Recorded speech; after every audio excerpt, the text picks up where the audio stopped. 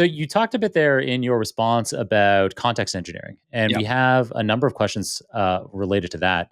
So you've thought about AI systems from the inside out, shaped by years working on context-rich, high-reliability architectures, from sensor data fusion in your early career to advanced machine learning, ranking, conversational AI at Dropbox, as well as previously at Uber. In a recent LinkedIn post regarding how your team uses context engineering, you wrote that context is the real constraint when building agentic AI systems, and that bigger, as in more context, isn't better. Too many data can lead to what you called context rot. So tell us about, maybe we should get a quick intro to context engineering for listeners who aren't aware of it anyway, but then move on to why this is such a critical part of having agentic systems work correctly. Sort of stepping back and really kind of considering how AI works and how these large language models work. You're, of course, prompting it. That was really the beginning. We called everything prompt engineering. You're fat fingering in both your query, but you might be providing a lot of extra information that these LLMs might need.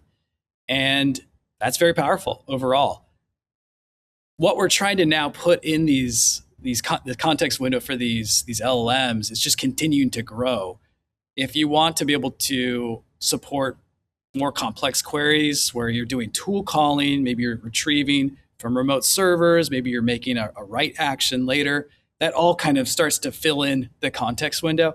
And at some point, you get really bad quality degradation the longer it gets.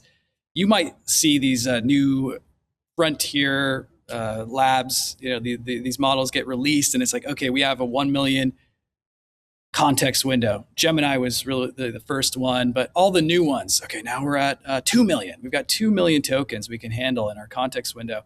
The problem is, if you were to use all of that, you would see significant degradation in quality. They end up filling up very quickly, almost more like 100K or 200K.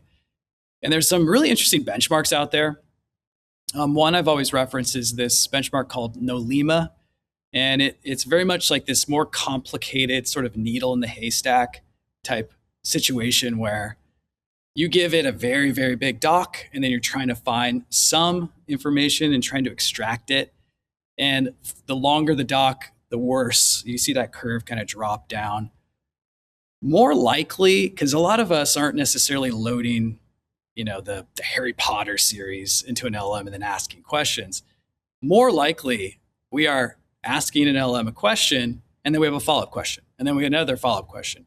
And there's more papers on that sort of multi-turn conversation where these LLMs they get lost, and the accuracy degrades quite a bit. On our side with Dash, we were seeing the same thing. Anytime we were adding all these tools, and it would go off and retrieve some information, the data would come back.